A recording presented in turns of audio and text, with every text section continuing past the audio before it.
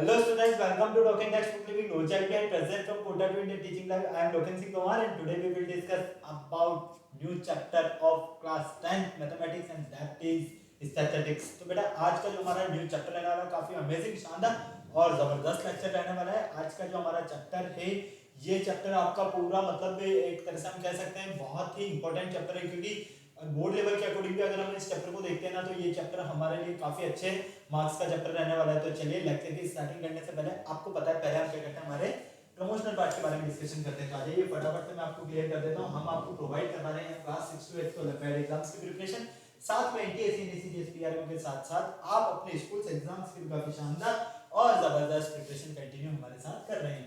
ये हमारी awesome team है बेटा, जिनके साथ आप काफी अच्छे से अपनी प्रिपरेशन कर रहे हो। आई होप मैं से आपसे पूरी उम्मीद कर सकता हूँ, क्योंकि ये फैकल्टीज मेंबर्स जो है ना आप सभी के लिए बहुत ज्यादा मेहनत कर रहे हैं। सो प्लीज आप इन फैकल्टीज के साथ बने रहें और टाइम टू टाइम अपने जो भी डाउट्स हैं, जो भी आपको क्वेरी करना है वो कंप्लीटली आप करते रहे इन फैकल्टीज के साथ, क्योंकि इन फैकल्टीज मेंबर्स ने जो आपको नोट्स रेडी करवाए ना ये नोट्स आपके एग्जाम टाइम पर बेहद ज्यादा हेल्पफुल एंड यूजफुल रहने वाले। सो प्लीज आप इन फैकल्टीज के साथ बने रहें। ये मेरा जनरल इंट्रोडक्शन है, इससे आप काफी अच्छे से वाकिफ हैं। मेनली हम यहाँ पर बात कर लेते हैं कनेक्टिविटी की कि किस तरह से आप हमारे साथ कनेक्ट हो सकते हैं। तो कनेक्टिविटी का जो सबसे अच्छा ऑप्शन है वो है हमारे पास टेलीग्राम का ऑप्शन। अगर अभी तक आपने गूगल प्ले स्टोर से टेलीग्राम इंस्टॉल नहीं किया है तो फटाफट से टेलीग्राम इंस्टॉल करके चैनल को सब्सक्राइब कर दीजिए, क्योंकि मैं यहाँ पर लेकर आया हूँ आप सभी के लिए डीपीपीज और स्टडी मटेरियल। जैसे ही आप चैनल को सब्सक्राइब करोगे तो आप यहाँ देखोगे कि हमने डिफरेंट क्लास के लिए डिफरेंट ग्रुप्स बनाए हुए हैं और इन ग्रुप्स के जो कोड्स है वो आपको स्क्रीन पर नजर आ रहे हैं। जैसा कि आप देख पा रहे हो क्लास 6 7 8 9 10 हर क्लास के लिए हमने यहाँ पर डिफरेंट ग्रुप बनाए हुए हैं। क्लास 6 का आपका ग्रुप कोड है t.m/ttb06, class 7 t.m/ttb07, class 8 t.m/ttb08, class 9 t.m/ttb009 and mainly आपकी क्लास 10th है तो क्लास 10th का आपका ग्रुप कोड रहने वाला है t.m/ttb010। आपको अपनी रेलेवेंट क्लास के अकॉर्डिंग अपना ग्रुप कोड एंटर करना है और फटाफट से डीपीपीज और स्टडी मटेरियल को रिव्यू करना स्टार्ट करना है। अगर बेटा आपको और अच्छे से प्रिपरेशन करना है तो इसके लिए आप हमारी वेबसाइट पर भी विजिट कर सकते हैं। हमारी जो वेबसाइट है ना वो है www.talkingtextbook.in। जैसे ही आप हमारी वेबसाइट पर विजिट करते हो तो आप यहाँ देखते हो कि हमने डिफरेंट क्लास के लिए डिफरेंट पैकेजेस बनाए हुए हैं। आपको अपनी रेलेवेंट क्लास के अकॉर्डिंग अपना पैकेज सेलेक्ट करना है। फॉर एग्जांपल आप क्लास 10th में है तो क्लास 10th का फाउंडेशन का पैकेज सेलेक्ट कर सकते हैं, जो कि आपको यहाँ पर स्क्रीन पर नजर आ रहा है।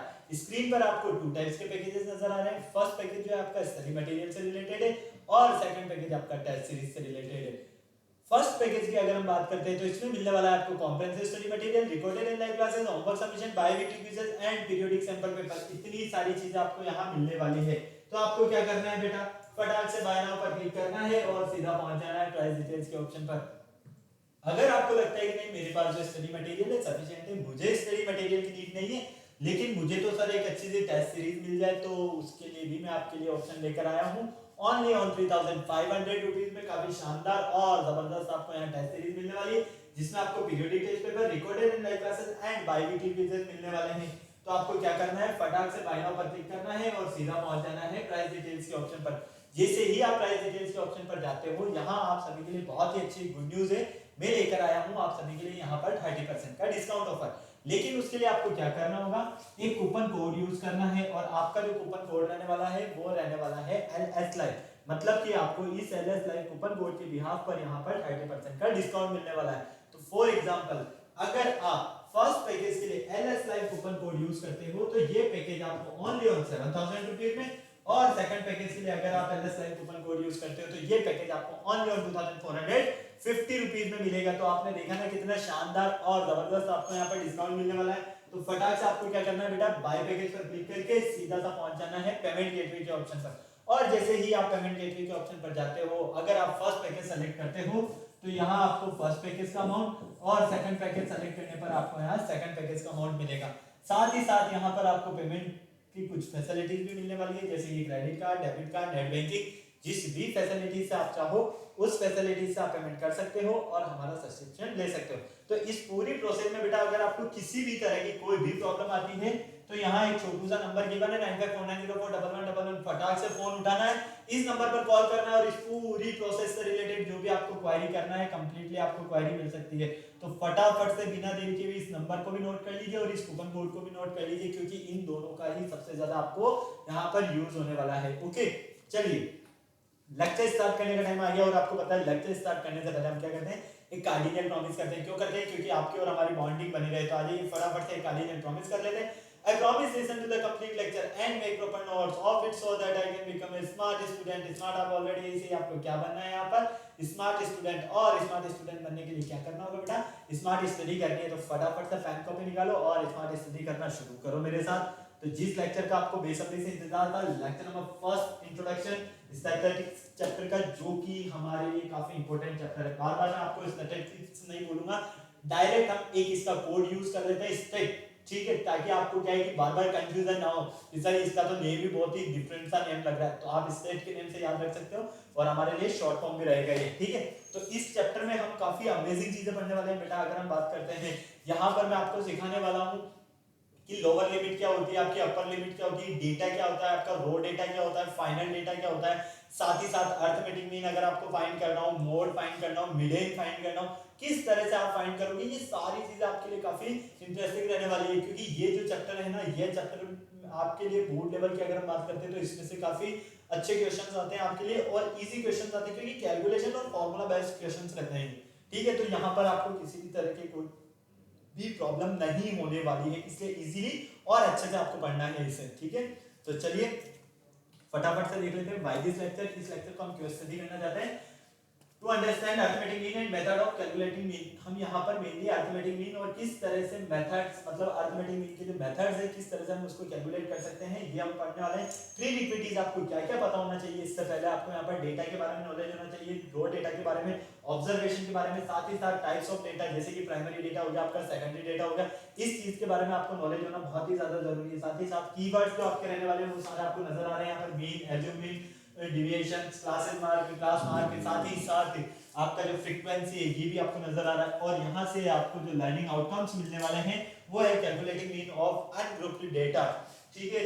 यहाँ पर अनग्रुप्ड डेटा का आपको कैलकुलेटिंग मीन सीखने को मिलेगा। तो चलिए बेटा फटाफट से हम देख लेते हैं इसका इंट्रोडक्शन फेज। इंट्रोडक्शन फेज काफी इजीली और अच्छे से है, जो कि आपको इजीली स्क्रीन पर नजर आ रहा है, ठीक है। सारी चीजें यहाँ पर लिखी हुई है, सिर्फ और सिर्फ मैं आपको डायरेक्ट कॉन्सेप्ट बता देता हूँ। स्टैटिस्टिक्स जो है वो डिराइव्ड फ्रॉम लैटिन वर्ड, ये क्या है हमारे पास एक लैटिन वर्ड है और ये किससे मिलकर बना है, स्टेटस, ठीक है।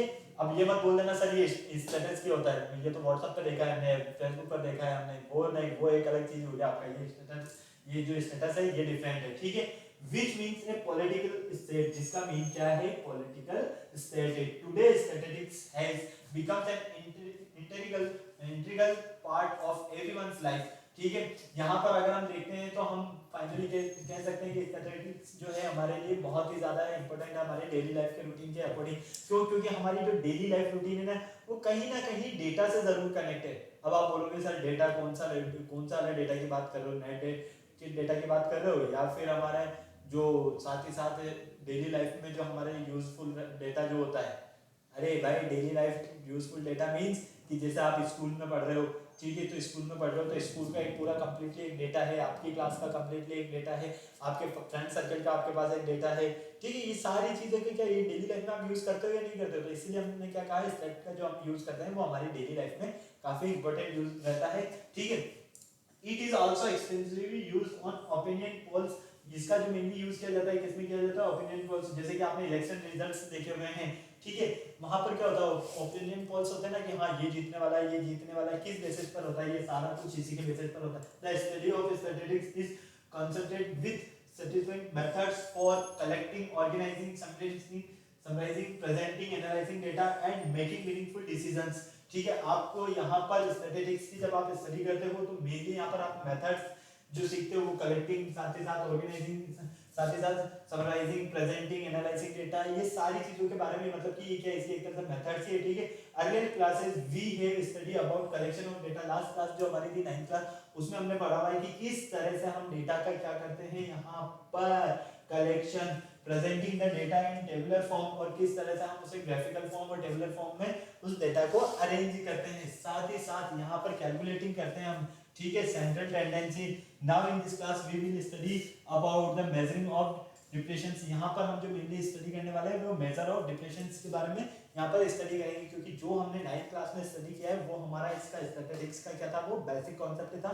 अब उसी का जो अपडेट वर्जन है वो हम यहाँ पर स्टडी करने वाले हैं। ओके, तो चलिए सबसे पहले हम बात कर लेते हैं डेटा क्या होता है। अब डेटा देखो सबसे अच्छा है, बहुत ही इजी और अच्छे से वर्ड में मैं समझा रहा हूँ।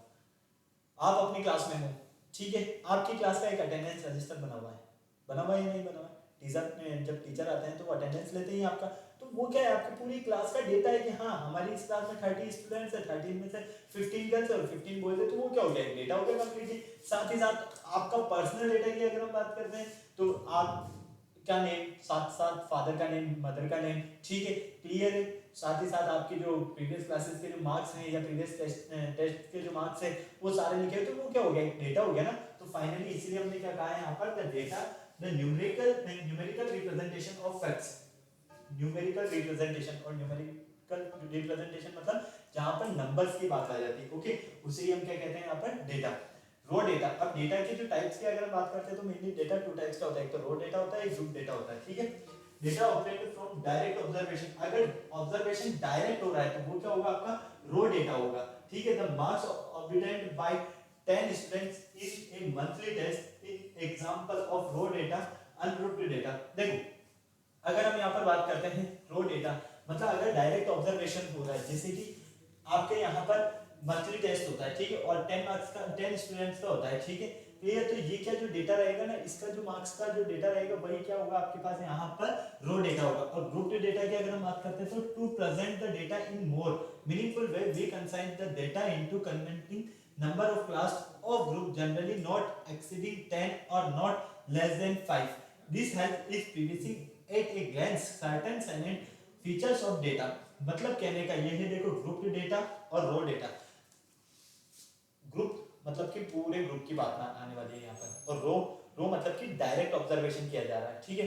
अब जैसे मंथली टेस्ट हो रहा है, मान लीजिए 10 स्टूडेंट्स का, अब 10 स्टूडेंट्स का अगर मंथली टेस्ट हो रहा है तो वो क्या हो गया आपका, एक तरह से रो डेटा हो गया। क्यों? क्योंकि वहाँ पर डायरेक्ट ऑब्जर्वेशन किया जा रहा है कि हाँ ये बच्चा इंटेलिजेंट है, ये वीक है, क्योंकि वहाँ पर टेस्ट लेते ही पता चल रहा है आपको, जो रिजल्ट आ रहा है आपके हाथ में कि हाँ मेरे इससे ज्यादा है, मेरे इससे कम नंबर मार्क्स है, जो भी आपका है, ठीक है। तो ये किस में कन्वर्ट होता है, ये हमारा कन्वर्ट होता है यहाँ पर रो डेटा में। और ग्रुप डेटा की बात करते हैं तो ग्रुप डेटा जो प्रेजेंट डेटा होता है, ठीक है, इन ए मोर मीनिंगफुल वे। और अगर हम अदर मीनिंगफुल वे की बात करते हैं तो इससे हम जनरली ऐसा नहीं कह सकते कि एग्जैक्टिंग 10 या नॉट लेस देन 5, मतलब कि पूरा कंप्लीट डेटा जो आपकी क्लास का रहने वाला है वो आपका होगा ग्रुप डेटा।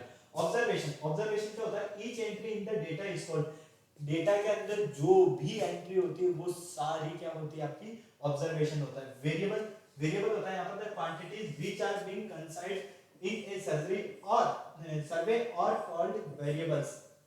फॉर एग्जांपल जैसे कि आपने यहाँ पर the quantities which are being considered, मतलब कि देखो वेरिएबल, जैसे कि आपकी क्लास में 10 स्टूडेंट्स है, ठीक है। अब ए से नेम वाले कितने हैं, 5 है, बी से नेम वाले कितने, 3 है, सी से नेम वाले 2 है। तो ये सब क्या है आपके पास, वेरिएबल्स ही एक तरह से।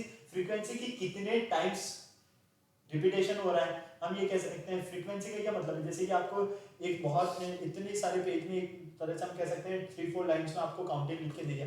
अब मान लीजिए उसमें 5 जो है वो 6 टाइम आ गया, 7 जो है 9 टाइम आ गया, तो ये क्या है, यहाँ पर फ्रीक्वेंसी तो है कि 7 आने की जो फ्रीक्वेंसी है वो कितनी है, 9 टाइम्स, 5 आने की फ्रीक्वेंसी कितनी है, 7 टाइम्स है, ओके। तो फ्रीक्वेंसी तो आपकी ये रहने वाली है। साथ ही रेंज की अगर हम बात करते हैं तो the difference between the maximum and the minimum value और मैक्सिमम वैल्यू दोनों के बीच का जो डिफरेंस रहने वाला है वही आपका रेंज रहने वाला है। तो यहाँ पर याद रखना, रेंज अगर आपको डायरेक्ट फाइंड करना हो तो रेंज फाइंड करने के लिए जो हमारा फॉर्मूला रहने वाला है वो रहने वाला है range equal maximum value minus minimum value.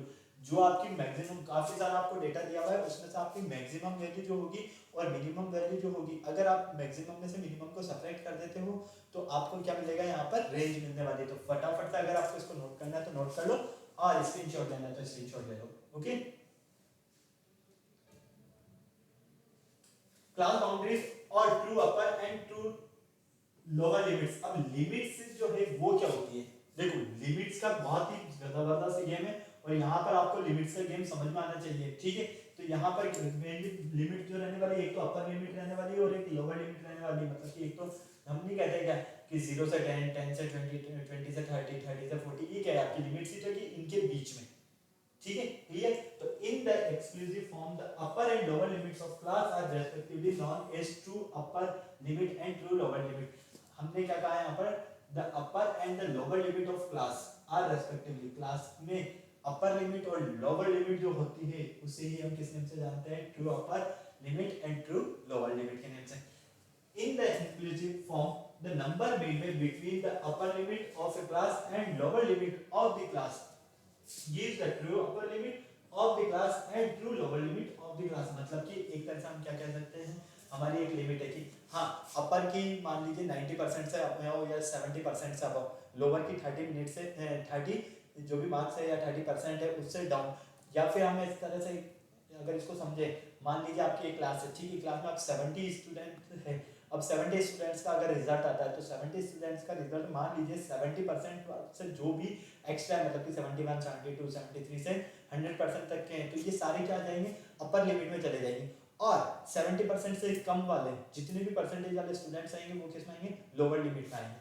Clear, कोई प्रॉब्लम नहीं। तो इसी हम क्या कहते हैं यहाँ पर उस क्लास की ट्रू अपर लिमिट और true lower limit. Clear. Class interval, अब क्लास इंटरवल क्या होता है आपके पास, each group into which raw data is concised is called a class interval। ठीक है, each group into the raw data का each group, ठीक है, is consigned is called a class interval, जो कि आपका गैप रहता है, लिमिट्स के बीच का जो गैप रहता है वही है क्या है आपका क्लास इंटरवल है।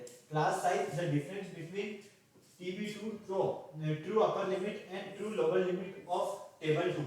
ठीक है, क्लियर है। बिटवीन मतलब आपको एक कोई क्लास साइज दी हुई है और उस क्लास साइज में अगर आपको वो लिमिट दी हुई है, उन लिमिट्स के बीच का जो डिफरेंस रहने वाला है वही क्या रहने वाला है, एक तरह से आपका क्लास साइज रहने वाला है। ठीक है, अगर हम class marks of A class की बात करते हैं तो मान लीजिए आप क्लास मार्क्स की बात करते हैं तो क्लास मार्क्स के लिए आप क्या करोगे, ट्रू अपर लिमिट और उसमें ट्रू लोअर लिमिट दोनों का आप ऐड करोगे और डिवाइड कर देते हो अगर आप 2 का, तो फाइनली वो क्या मिलेगा आपको, क्लास मार्क्स ऑफ क्लास। ठीक है, क्लियर। और क्लास साइज जो है वो कब मिलेगी आपको, जब आप यहाँ पर डिफरेंस की बात करते हो किसके बीच में, 2 सक्सेसिव क्लास मार्क्स के बीच में, तो आपको क्या मिलेगा यहाँ पर, क्लास साइज। तो बेटा याद रखना क्लास साइज क्या होता है, क्लास मार्क्स क्या होता है, इंटरवल क्या होता है, क्लास इंटरवल क्या होता है, ये सारी चीजें जो true limit, upper limit, lower limit, ये अगर आपको पता है ना तो आपके लिए कोई प्रॉब्लम नहीं होने वाली। ये सिर्फ और सिर्फ बेसिक कॉन्सेप्ट है, ताकि जब हम वहां पर क्वेश्चन सॉल्व करेंगे ना तो मैं आपको यही बताऊंगा कि ये ट्रू लिमिट है, ये लोअर लिमिट है, तो आपको वहां पर डायरेक्ट ये चीजें याद आनी चाहिए। ओके, मेनली ये जो पार्ट रहने वाला है ये कैलकुलेशन पार्ट रहने वाला है, इसमें घबराना आपको बिल्कुल नहीं है। चलो नेक्स्ट हम बात करते हैं यहाँ पर types of group data, group frequency distribution. Group frequency distribution की अगर हम बात करते हैं तो इसको हम किस नेम से जानते हैं, एक्सक्लूसिव फॉर्म। फर्स्ट आता है हमारे पास एक्सक्लूसिव फॉर्म और कंटीन्यूअस इंटरवल फॉर्म, जिसे हम दोनों कह सकते हैं, या तो एक्सक्लूसिव फॉर्म कहेंगे या फिर कंटीन्यूअस इंटरवल फॉर्म कहेंगे। ठीक है, अब एक्सक्लूसिव फॉर्म क्या होता है, फ्रीक्वेंसी डिस्ट्रीब्यूशन। हमारे पास frequency distribution in which the upper limit of class is excluded and lower limit is included is called an exclusive form। देखो एग्जांपल से समझोगे तो बहुत अच्छे से समझ में आएगा इस चीज को, बिल्कुल ध्यान से देखना। सपोज कर लो marks of that some students का एग्जाम में मार्क्स किस आपको क्या मिल रहे हैं। ठीक है, वी में कंसीडर द क्लास, मान लीजिए हमने इनको डिवाइड कर दिया 0 से 10, 10 से 20, 20 से 30, 30 से 40, इस तरह से। ठीक है, तो इन ए क्लास 0 से 10 वी इंक्लूडेड 0 एंड एक्सक्लूडेड 10। तो इस क्लास में हमने क्या 0 वाले को भी ऐड किया है और 10 वाले को भी ऐड किया है, तो फाइनली यहाँ पर हम क्या कहेंगे कि 0 और 10 के बीच में जो भी आएगा, चाहे वो 0 भी आ जाए, 10 भी आ जाए, 9 8 7 6 5 4 3 2 1, तो वो सब किस में आएंगे, आपके एक्सक्लूसिव फॉर्म में आएंगे। किस में आएंगे बेटा, आपके ये एक्सक्लूसिव फॉर्म या इंटरवल फॉर्म में आएंगे, एक्सक्लूसिव फॉर्म या कंटीन्यूअस इंटरवल फॉर्म में आएंगे। ओके, इसी तरह से इन एक्सक्लूसिव फॉर्म या डिसकंटीन्यूअस इंटरवल फॉर्म, ये क्या होता है, देखो यहाँ पर a frequency distribution in which each upper limit as well as lower limit included is called an inclusive form। Thus we have class of the form 1 से 10, 11 to 20, 21 to 30, in 1 to 10 both 1 and 10 are included। देखो यहाँ पर आप देख पा रहे हो, अगर यहाँ पे इन दोनों को देखते हो तो यहाँ क्या लिया आपने 0 से 10 में 0 भी लिया और 10 भी लिया, फिर 10 से 20 मतलब कि इसका नेक्स्ट जस्ट आया वो भी क्या है 10 ही आया, 10 से 20, फिर इसका नेक्स्ट जो आएगा वो क्या आएगा 20 से 30, फिर इसका नेक्स्ट क्या आएगा आपके पास यहाँ पर 30 से 40, ये किसमें है एक्सक्लूसिव में। ठीक है, किसमें बेटा ये एक्सक्लूसिव फॉर्म में, लेकिन इंक्लूसिव फॉर्म में क्या रहने वाला है आपके पास, जैसे कि आपने लिया 1 से 10, क्या लिया आपने लिमिट 1 से 10, तो नेक्स्ट जो रहेगा ना वो 10 नहीं रहेगा, वो कहां से स्टार्ट होगा आपके पास 11 से 20, कहां से स्टार्ट होगा 11 से 20, फिर नेक्स्ट जो रहेगा वो 21 से 30 रहेगा, फिर नेक्स्ट 31 से 40 रहेगा, फिर नेक्स्ट 41 से 50 रहेगा। तो आप यहाँ पर देख पा रहे हो ना कि इंक्लूसिव में एक्सक्लूसिव में क्या हो रहा है और इंक्लूसिव में क्या हो रहा है, एक्सक्लूसिव में तो 0 से 10 में आ रहा है,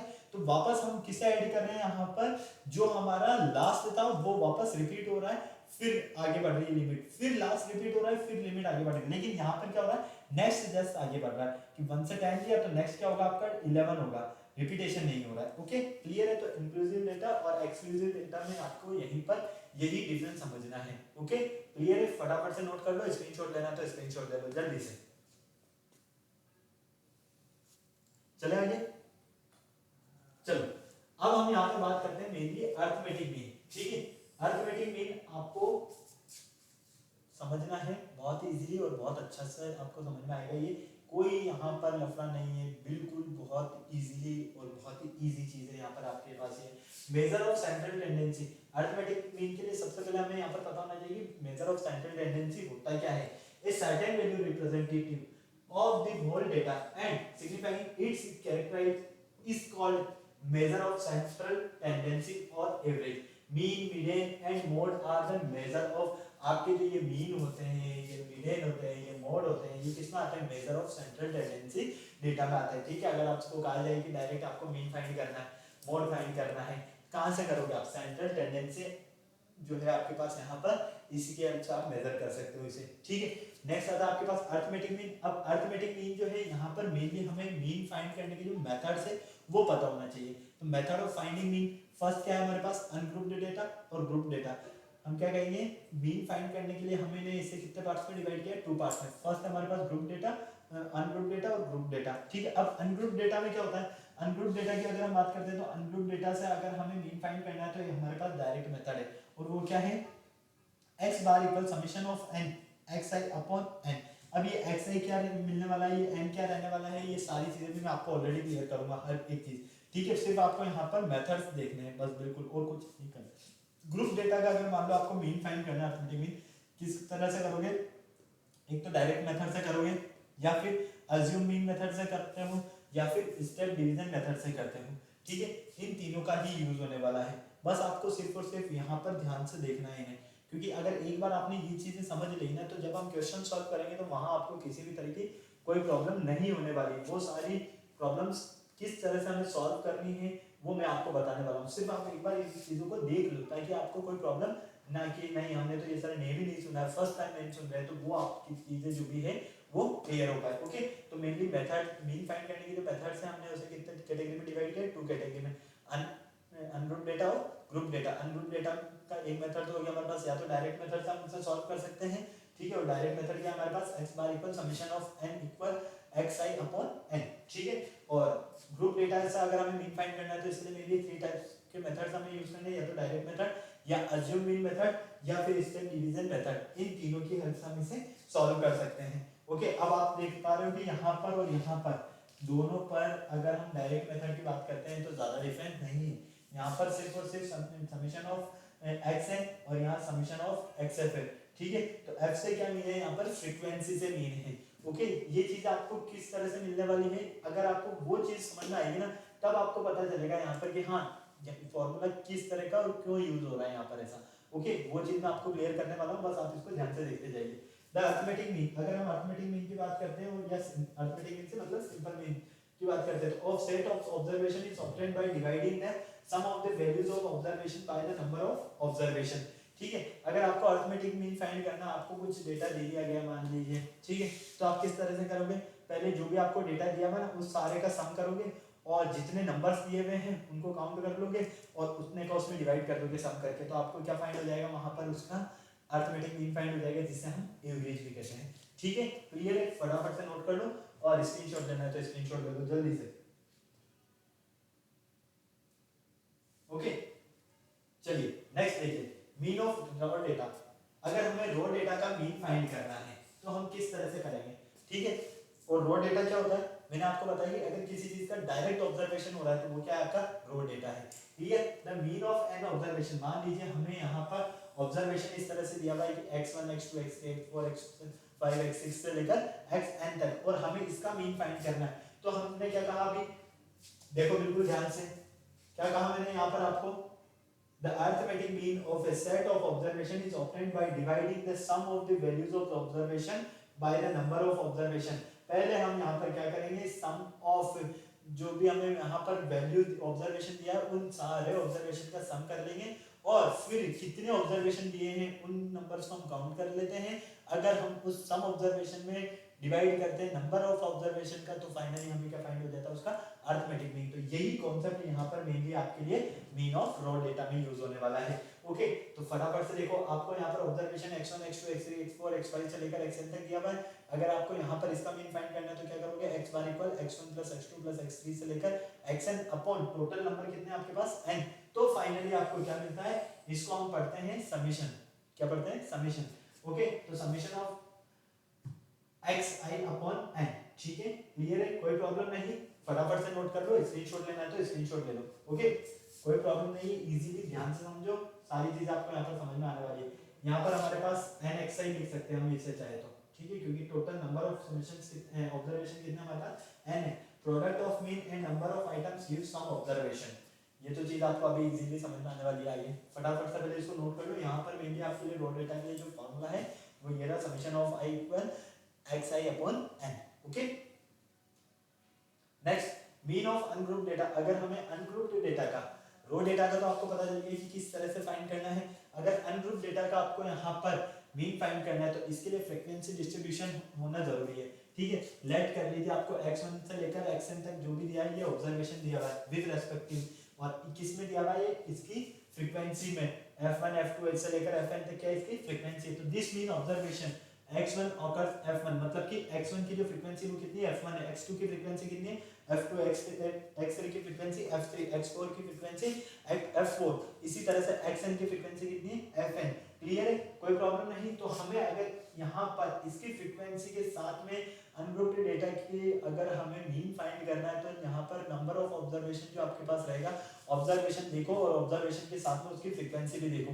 क्लियर है, तो क्या करोगे, सबसे पहले आप यहाँ पर जो भी आपको वैल्यूज दिया हुआ है, पहले यहाँ पर उन दोनों का प्रोडक्ट, मतलब कि जो फ्रीक्वेंसी दिया हुआ है उसका और जो जिन नंबर्स का आपको, जिस डेटा का आपको ऑब्जर्वेशन करना है, उन दोनों को क्या करोगे, मल्टीप्लाई करके अगर आप उनको ऐड कर देते हो इस तरह से, जैसे कि x1 into f1, x2 into f2, x3 into f3, x4 into f4, x5 into f5 से लेकर xn इंटू fn, तो इन सबको मल्टीप्लाई करके अगर आप ऐड करते हो तो फाइनली आपको यहाँ पर क्या मिलता है, आप यहाँ पर देखते हो कि आपको जो फॉर्मूला मिलेगा वो मिलेगा summation of i equal fi xi। ठीक है, क्योंकि इस पूरे को क्या लिख सकते हो आप, summation of fi into xi।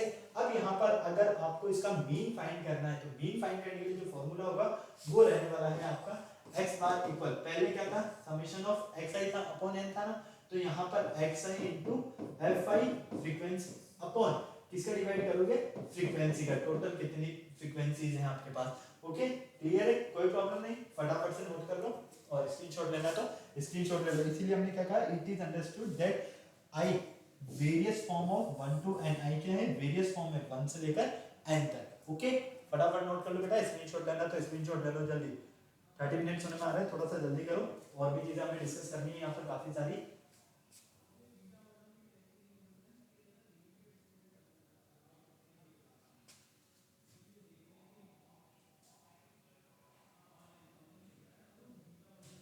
Okay,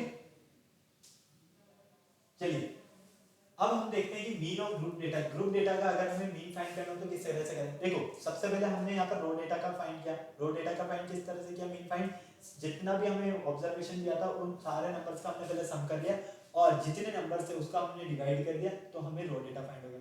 फिर यहाँ पर अनग्रुप डेटा में हमने क्या किया, यहाँ पर हमें जो ऑब्जर्वेशन दिया था उन ऑब्जर्वेशंस की फ्रीक्वेंसी कितनी है, दोनों को मल्टीप्लाई करके ऐड कर दिया।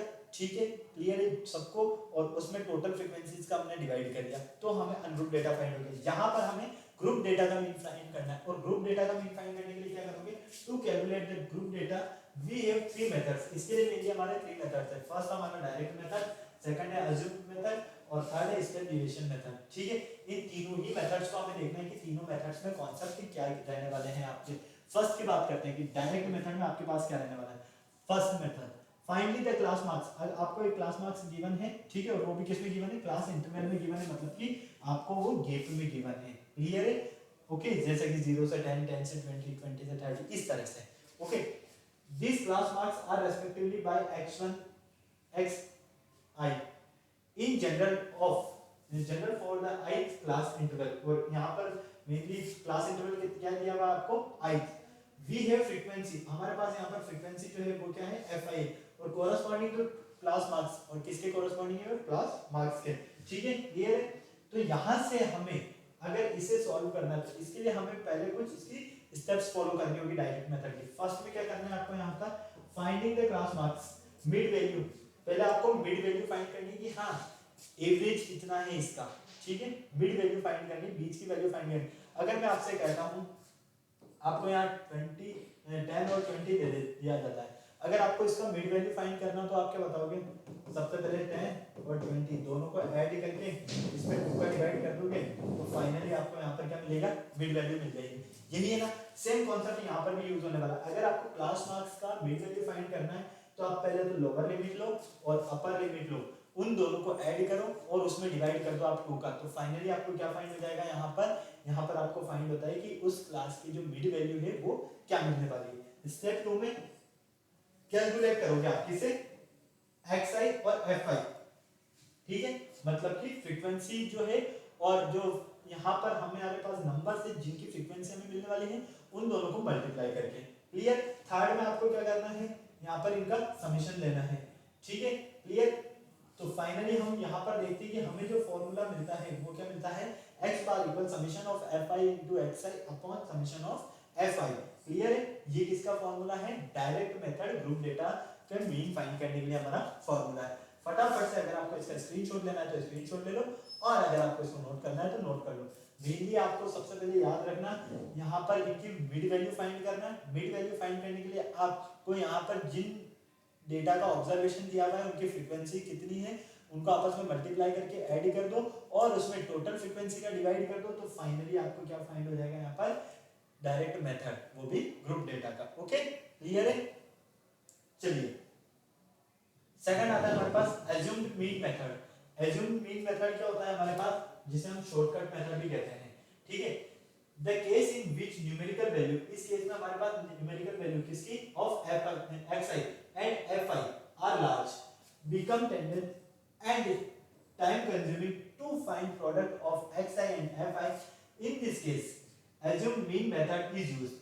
जब आपके पास न्यूमेरिकल वैल्यू गिवन हो xi की, ठीक है, अब आपको यहाँ पर xi और fi दोनों, xi की तो क्या है न्यूमेरिकल वैल्यू है और fi की जो वैल्यू है वो आपको लार्ज दी हुई है। अब आपको क्या करना है, सबसे पहले यहाँ पर प्रोडक्ट करना है। किसका प्रोडक्ट करोगे आप, xi और fi के। जब तक आप प्रोडक्ट करोगे तो वो मेथड जो रहेगा ना, मतलब वो कैलकुलेशंस काफी बड़ी रहेगी, तो वो काफी आपके ज्यादा टाइम लेने लगेगी। तो आप क्या करोगे, इसके लिए डायरेक्ट मेथड यूज करोगे। ठीक है, तो इन दिस मेथड, डायरेक्ट मेथड में क्या है, first of all one among xi। ठीक है, आपको यहाँ पर क्या देखना है, xi is chosen the assumed mean and denoted by a। उसे चूज कर लो और उसे डिनोट कर दो, किससे, a से डिनोट कर दो। we may take a to be that xi which lies in the center of x1 x2 x3। ये जो आपका a जो रहेगा वो क्या रहेगा, एक तरह से हम कह सकते हैं कि सेंटर रहेगा किसका, जो भी आपको नंबर दिए हैं उनके ऑब्जर्वेशन का। और नंबर्स क्या होंगे, या तो x1 x2 x3 से लेकर xn तक के होंगे। To reduce our calculation work in this method, इस मेथड की हेल्प से हम हमारी कैलकुलेशन को क्या कर सकते हैं, बहुत ही छोटा बना सकते हैं। We subtract an arbitrary constant a called the assumed mean from each value of xi। the reduced value is xi minus a। we denoted it di and right। अब हमें क्या करना है, यहाँ पर देखो सबसे पहले आपको पता है xi ये क्या नंबर ऑफ ऑब्जर्वेशन है, और अगर आप इसमें से a को सबट्रैक्ट कर देते हो, किसको सबट्रैक्ट कर देते हो, a को सबट्रैक्ट कर देते हो, और a को सबट्रैक्ट करने पर a क्या है आपके पास, यहाँ पर एज्यूम्ड मीन है। ठीक है, जिसे हम किससे डिनोट कर रहे हैं, a से डिनोट कर रहे हैं। अगर आप उस नंबर में से एज्यूम्ड मीन को सबट्रैक्ट कर देते हो तो फाइनली आपको क्या मिलने वाला है, यहाँ पर आपको मिलने वाला है उस नंबर का मीन। क्लियर। तो di is called the deviation of xi from the assumed mean। यहाँ पर आपका di जो रहेगा वो क्या रहेगा, आपका डिविएशन रहेगा, और xi जो रहेगा from the assumed mean. Clear, कोई प्रॉब्लम नहीं। तो फाइनली ये क्या है हमारे पास यहाँ पर एज्यूम्ड मीन मेथड, जिसे हम शॉर्टकट मेथड भी कहते हैं। फटाक से स्क्रीनशॉट लेना है तो स्क्रीनशॉट ले लो, नोट करना है तो नोट कर लो फटाफट। चले आगे, चलिए यहां से समझिए। देखो xi, इसमें हमने क्या किया, सबसे पहले यहां पर अगर हम देखते हैं तो हम क्या कह रहे हैं कि di डिविएशन इक्वल होगा xi माइनस a। अब यहां से अगर आपको क्या फाइंड करना है, xi फाइंड करना है, तो क्या करोगे di प्लस a, ठीक है, इस a को उधर ट्रांसफर करोगे तो यहां से क्या फाइंड होगा आपको xi। तो फाइनली हमने यही लिखा है यहाँ पर xi equal a plus di, ठीक है। अब यहाँ पर fi xi क्या हो गई आपके साथ, नंबर ऑफ ऑब्जर्वेशन जो है उसके साथ में हमने इसकी फ्रीक्वेंसी भी ले ली, ठीक है, और उस फ्रीक्वेंसी को हम किससे, यहाँ पर एज्यूम्ड मीन से भी मल्टीप्लाई कर रहे हैं और उसके डिविएशन से भी मल्टीप्लाई कर रहे हैं। क्लियर, कोई प्रॉब्लम नहीं। चलिए तो फाइनली यहाँ से आपको देखने को क्या मिलता है, summation of i equal 1 fi xi equal क्या हो जाएगा, summation of a fi plus summation of di fi। Clear, तो फाइनली हम यहाँ से इस पूरे को जब सॉल्व करते हैं तो इस पूरे को सॉल्व करने पर हमें यहाँ पर जो फॉर्मूला मिलता है वो क्या मिलता है, x bar equal a plus summation of fi di upon summation of fi। जहाँ पर a क्या है, यहाँ पर एज्यूम्ड मीन है आपके पास, xi माइनस a जो है ये आपके पास डिविएशन है, ठीक है, मीन के लिए, मतलब कि di जो है वो क्या है, डिविएशन है यहाँ पर, और di का मतलब क्या हो जाएगा आपके पास, यहाँ पर जो आपके पास ऑब्जर्वेशन है नंबर, उसमें से अगर आप एज्यूम्ड मीन को सब्ट्रैक्ट कर देते हो तो आपको यहाँ से डिविएशन फाइंड हो जाएगा। क्लियर, तो ये जो आपके पास डिफरेंट स्टेप्स है एज्यूम्ड मीन मेथड के लिए वो यहाँ पर ऑलरेडी गिवन है, ठीक है, कोई प्रॉब्लम नहीं, बहुत ही इजी कॉन्सेप्ट है। यहाँ पर हमने इसको क्या लिख दिया, an की फॉर्म में लिख दिया और इसे एज इट इज रहने दिया, क्योंकि हमें पता है कि समेशन ऑफ fi जो है वो किसके इक्वल है, n के इक्वल है। क्लियर, तो फाइनली हमने यहाँ पर क्या किया, इसे n के इक्वल लिख दिया। ओके, फटाफट से आपको इसका स्क्रीनशॉट लेना है तो स्क्रीनशॉट ले लो, और नोट करना है तो नोट कर लो फटाफट से। इस चैप्टर में जब आप क्वेश्चन सॉल्व करोगे ना तब आपको बहुत ही इजीली और बहुत ही अच्छे से समझ में आने वाली है सारी चीजें। बस आपको यहाँ पर कंडीशंस के अकॉर्डिंग चलना होगा, कंडीशंस के अकॉर्डिंग इन क्वेश्चंस को सॉल्व करना होगा कि किस क्वेश्चन में हमें कंडीशंस क्या कहा जा रहा है, ठीक है, क्लियर है। चलो नेक्स्ट हम यहाँ पर देखते हैं, हमारे पास नेक्स्ट जो मिलता है, next method for each interval. अगर आपको यहाँ पर ईच क्लास इंटरवल आपके पास है, ठीक है, कैलकुलेट द क्लास मार्क्स। हमारे पास क्लास मार्क्स क्या है, xi by using this formula. तो इसके लिए अगर हम फार्मूला यूज करना है तो हम क्या करेंगे, xi equal lower class limit plus upper class limit और अपॉन 2 कर देते हैं, तो फाइनली हमें इसकी क्या वैल्यू फाइंड हो जाती है, मिड वैल्यू फाइंड हो जाती है, जिसे हम इसका एवरेज भी कह सकते हैं। Choose a suitable value of xi की कुछ आप सुटेबल वैल्यू चूज कर लीजिए कंडीशन के according is in the middle and assumed mean and denoted it by a, और एक assumed mean और उसको डिनोट कर दीजिए आप a से। तो फाइनली आप यहाँ पर डिविएशन क्या करोगे, फाइंड करोगे, कैलकुलेट करोगे, और डिविएशन के लिए अभी मैंने आपको बताया क्या होगा, di equal xi minus a।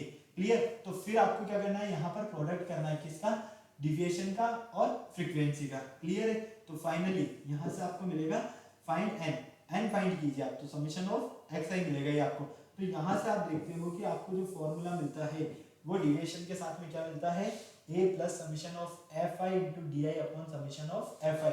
और इधर क्या था आपके पास फॉर्मूला, यहाँ फॉर्मूला था आपके पास summation of a plus summation of fi d i upon summation of fi। Clear है, कोई प्रॉब्लम नहीं, कोई चेंजेस नहीं है। फटाफट से आपको नोट करना है तो नोट कर लो, और आपको इसका स्क्रीनशॉट लेना है तो स्क्रीनशॉट ले लो जल्दी से। चले आगे, थर्ड आता है आपके पास स्टेप डिवीजन मेथड। देखो सबसे पहले हमने यहाँ पर डायरेक्ट मेथड सीखा, ठीक है, फिर हमने यहाँ पर एज्यूम्ड मीन मेथड सीखा जो कि हमारे पास ये रहा, ठीक है, क्लियर है। और अब आता है हमारे पास यहाँ पर step division method. Step division method क्या होता है आपका, the main object of subtracting and arbitrary number from each observation xi from the calculation of arithmetic mean by shortcut method is to reduce this number xi. In this case the calculation becomes simpler. We can make this difference still smaller if these are divisible by a common non-zero number say h। देखो यहाँ पर बिल्कुल ध्यान से और easily समझना। आपको यहाँ पर जो फॉर्मूला लेट कर लीजिए आप, mu equal i equal x i minus a upon a h. A क्या है आपके पास यहाँ पर एज्यूम्ड मीन है।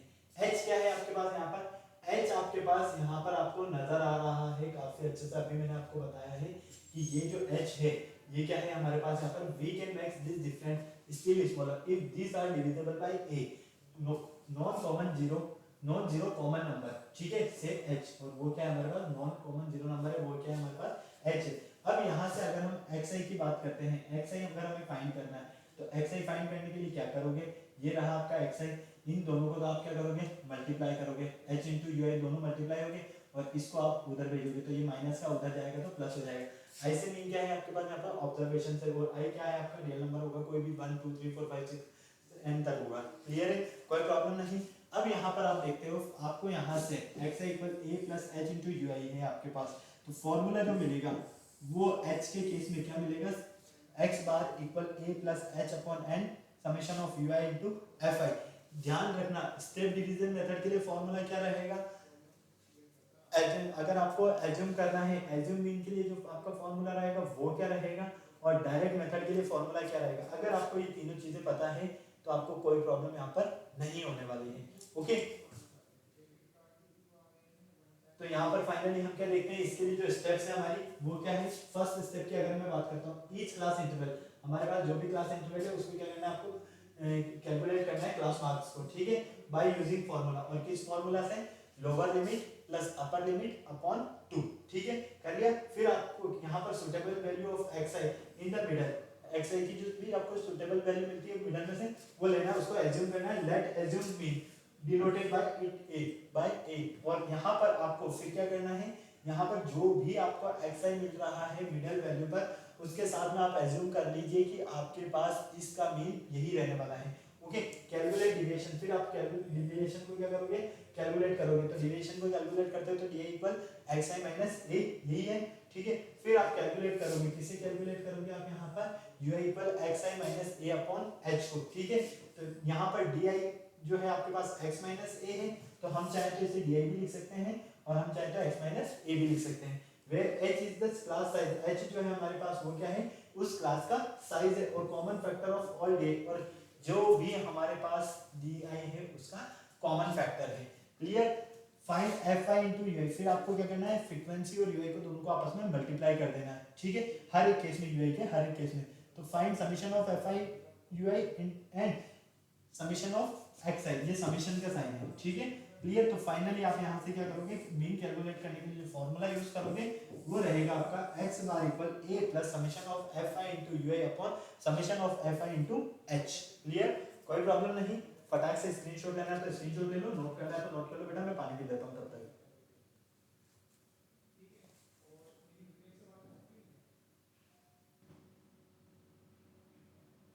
ओके, चलिए नेक्स्ट देखिए। नेक्स्ट आपके पास प्रॉपर्टीज ऑफ मीन, मीन की क्या क्या प्रॉपर्टीज रहने वाली हैं। तो पहले तो आपको क्या करना है, यहाँ पर सम ऑफ डेविएशन, जो भी आपके पास डेविएशन है मीन के लिए, ठीक है, मीन जब आपके पास मीन इसका हो 0 हो तो यहाँ पर आपके पास कंडीशन क्या रहने वाली है, summation of i equal x i minus x bar, ठीक है। डेविएशन का क्या करोगे आप, सम करोगे कब, जब आपके पास मीन 0 हो। Second, if a constant real number, अगर आपके पास कांस्टेंट रियल नंबर है तो a is added to each of the observation, तो हर एक ऑब्जर्वेशन में आप क्या करोगे, a ऐड करोगे, देन न्यू मीन के लिए तो आपको यहाँ से न्यू मीन क्या फाइंड होगा, x बार प्लस a, तब जब आपके पास यहाँ पर a कांस्टेंट रियल नंबर हो। थर्ड, अगर आपके पास a कांस्टेंट रियल नंबर हो तो आप यहाँ पर सब्ट्रैक्ट भी कर सकते हो, ठीक है, ईच ऑब्जर्वेशन में से, तो यहाँ से आपको जो न्यू मीन मिलता है वो मिलेगा x बार माइनस a, ठीक है, बस यहाँ पर ऐड और यहाँ सब्ट्रैक्ट है, सिर्फ इतना सा चेंजेस है। Next, if a constant real number, अगर आपके पास कांस्टेंट रियल नंबर है a, ओके, और मल्टीप्लाइड विद ईच, अगर आपके पास यहाँ पर कांस्टेंट रियल नंबर है a, ठीक है, अब यहाँ पर आप क्या करोगे, इसको मल्टीप्लाई करोगे, किससे मल्टीप्लाई करोगे, ईच ऑब्जर्वेशन से, तो फाइनली आपको क्या मिलेगा, x a into x bar, ठीक है। और लास्ट केस में आपके पास क्या है, सेम कॉन्सेप्ट, अगर आपको यहाँ पर डिवाइड करना है तो यहाँ से आपको जो न्यू मीन मिलता है वो मिलता है x बार अपॉन a, ये आपका एडिशन, ये आपकी क्या कंडीशन थी, जब आप सम ऑफ डिविजन करते हो फ्रॉम किसके लिए, जब आपके पास मीन 0 हो, जब आपके पास यहाँ पर कांस्टेंट रियल नंबर हो तो आपको क्या मिलेगा x बार प्लस a। यहाँ पर कांस्टेंट रियल नंबर हो लेकिन सब्ट्रैक्ट की कंडीशन में तो x bar minus a, multiply की कंडीशन में x bar into a, divide की कंडीशन में x bar upon a। Clear है? ये हमारे पास प्रॉपर्टीज है। किसकी प्रॉपर्टीज है? ये सारी हमारे पास यहाँ पर मीन से रिलेटेड प्रॉपर्टीज है। Okay, merit of arithmetic means, arithmetic mean की मेरिट्स क्या रहने वाली है? It is rightly defined, simple, easy to understand and easy to calculate. पहले आपको यहाँ पर क्या करना है, जो भी आपको कंडीशंस गिवन है, ठीक है, उनको पहले से इजीली आपको अच्छे से समझना है और इजीली आपको उन्हें कैलकुलेट करना है। It is based upon all the observation. किसके ऊपर डिपेंडेंट है ये? जो भी आपके पास ऑब्जर्वेशन है उसी के ऊपर डिपेंडेंट है। इट्स वैल्यू बीइंग यूनिक, यहाँ से वैल्यू जो मिलने वाली है वो यूनिक मिलने वाली है। We can use it to compare different set of data, और हम इसे कंपेयर करेंगे किससे? डिफरेंट सेट ऑफ डेटा से। It least affected by sampling fluctuations और mathematical analysis of mean is possible। यहाँ से आपको mathematical analysis भी करना है, मतलब कि यहाँ पर सिर्फ आपको इसकी मेरिट्स पता होना चाहिए कि यही आपके पास इसकी मेरिट्स होती है और कुछ जान नहीं देना आपको। ठीक है, डिमेरिट्स ऑफ अरिथमेटिक मीन्स, यहाँ पर अगर हम इसकी बात करते हैं तो ये सारी चीजें भी आपको नजर आ रही है यहाँ पर कि लोकेटेड आपको ग्राफिकली मिल रही है तो क्या कंडीशन रहने वाली है, साथ ही साथ इंटेलिजेंस, ऑनेस्टी और ब्यूटी आपके पास होनी चाहिए। ठीक है, साथ ही इसमें आप arithmetic mean can not be used, इसमें यूज किसका नहीं होता? क्वालिटीज कैरेक्टराइज और सच इंटेलिजेंस, ऑनेस्टी और ब्यूटी इनका यूज नहीं होता। It can not obtain single observation is missing इसमें। और साथ ही जो भी आपको पॉइंट्स नजर आ रहे हैं ये सारे पॉइंट्स आपके डिमेरिट ऑफ अरिथमेटिक मीन के हैं, तो एक बार इन्हें आप देख लीजिए सिर्फ। ठीक है, और एक बात का ध्यान रखना, अरिथमेटिक मीन को हम am से डिनोट करते हैं। किससे डिनोट करते हैं? am से। तो हम क्वेश्चन जब सॉल्व करेंगे इससे रिलेटेड तो वहां पर हम उसे डायरेक्ट am लिखेंगे। ठीक है, चलिए यूज, क्या क्या यूज होता है अरिथमेटिक मीन का ये आपको नजर आ रहा है। कैलकुलेट करते हो आप एवरेज मार्क्स को, साथ ही साथ यहाँ पर आप practical statistics and obtain estimates, और साथ किस में यूज करते हो? बिजनेसमैन यूज करते हैं किस चीज के लिए? फाइंड करते हैं क्या प्रॉफिट पर यूनिट आर्टिकल में आपको क्या प्रॉफिट मिल, कितना प्रॉफिट मिलने वाला है, आउटपुट पर मशीन का एवरेज क्या रहने वाला है, साथ ही साथ इनकम एंड एक्सपेंडिचर्स जो भी रहते हैं आपके पास, इन सबका यूज किसके लिए किया जाता है? भाई इन सब की जो कैलकुलेशन है वो सारी अरिथमेटिक मीन के बेस पर ही की जाती है। तो ये आपके पास यहाँ पर पता होना चाहिए यहाँ पर आपको कि अरिथमेटिक मीन का क्या क्या यूज रहने वाला है। ओके, मेनली आपको यहाँ पर जो रिमार्क्स है वो पता होना चाहिए। अगर आपके पास यहाँ पर सम अलजेब्रिक रिलेशंस है taken about mean is zero, अगर मीन आपके पास जीरो है तो फाइनली कंडीशंस क्या रहने वाली है? Summation of i equal xi minus x बार, ठीक है, इक्वल 0। अगर आपको टू नंबर्स का मीन फाइंड करना है तो दोनों नंबर्स को ऐड करके आप 2 का डिवाइड कर दोगे। ठीक है, इसी तरह से अगर आपके पास कंबाइंड मीन हो, मान लीजिए x बार, x1 बार और x2 बार, तो r arithmetic mean of two series n1 and n2। तो ऑब्जर्वेशन की अगर हम इसकी बात करते हैं तो पहले क्या करेंगे, हम इस ऑब्जर्वेशन को फर्स्ट वाले जो हमारा अरिथमेटिक मीन है इससे मल्टीप्लाई करेंगे, फिर इस ऑब्जर्वेशन को सेकंड वाले से मल्टीप्लाई करेंगे और फिर हम इन दोनों ऑब्जर्वेशन को ऐड करके इसमें डिवाइड कर देंगे। क्लियर? चलिए नेक्स्ट देखिए, साथ ही साथ अगर यहाँ पर आपके पास ग्रुप्ड डेटा है किसी भी नंबर का तो आप क्या देखते हो, अगर आपको उसका पूरे का मीन फाइंड करना है तो क्या करोगे, उस पूरे नंबर को ऐड कर दोगे। ठीक है, और साथ में यहाँ पर बिल्कुल जैसे कि देख पा रहे हो आप x बार जो है आपके पास मीन है, ठीक है, and that mean of x1 plus a x2 plus a x3 plus a।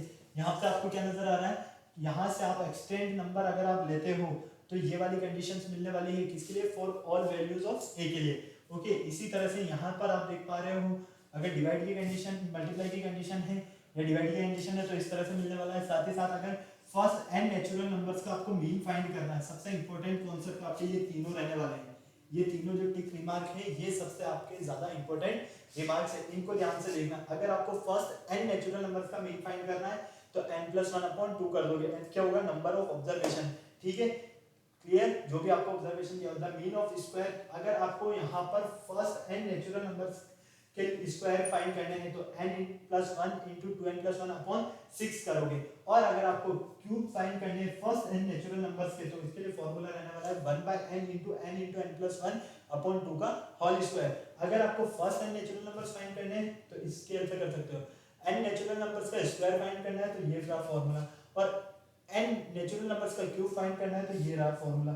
ये फार्मूला आपके बहुत ही ज्यादा यूज में आने वाला है। तो बेटा ये वाला जो चैप्टर भी है ना, ये भी हमारा फार्मूला बेस्ड चैप्टर है। यहाँ पर मैंने आपको बता दिया कि डेटा क्या होता है, ग्रुप डेटा क्या होता है, रो डेटा क्या होता है, साथ ही साथ अनग्रुप डेटा क्या होता है, डिविएशंस क्या होते हैं आपके, ठीक है। इन सारी चीज़ों को आपको एक बार एनालिसिस करना है, इन सारी चीज़ों को आपको ध्यान से पढ़ना है। आपने जब अगर इन सारी चीज़ों को पढ़ लिया ना एक बार, तो आपको क्वेश्चन सॉल्व करने में किसी तरह की कोई भी प्रॉब्लम नहीं होने वाली, क्योंकि इस पार्ट को आप पूरे को चैप्टर में जब हम क्वेश्चन सॉल्व करेंगे ना तब आपको बहुत मजा आने वाला है, क्योंकि क्वेश्चंस मेनली आपके सारे थ्योरी पार्ट पर ही डिपेंडेंट रहने वाले हैं। सिर्फ वो क्लास मार्क्स क्या होता है, इंटरवल क्या होते हैं आपके, ये चीजें आपको पता होना चाहिए, इसलिए जो था हमारा थ्योरेटिकल पार्ट था। ओके, नेक्स्ट लेक्चर में हम इसी से रिलेटेड जो भी हमारे यहाँ पर क्वेश्चंस रहने वाले हैं उन्हीं के बारे में डिस्कशन करेंगे। आपको बिल्कुल ध्यान से और अच्छे से रेडी रहना है नेक्स्ट लेक्चर के लिए, क्योंकि क्वेश्चन सॉल्व करने में आपको बहुत ही मजा आने वाला है। ओके, अब आपको क्या करना है, फटाफट से वीडियो को लाइक करना है, चैनल शेयर करना है, सब्सक्राइब करना है, बेल आइकन को प्रेस करना बिल्कुल नहीं भूलना है, ताकि हमारे आने वाले वीडियोस की अपडेट आपको टाइम टू टाइम मिलती रहे। फिर नेक्स्ट लेक्चर में मिलता है न्यू टॉपिक के साथ, तब तक के लिए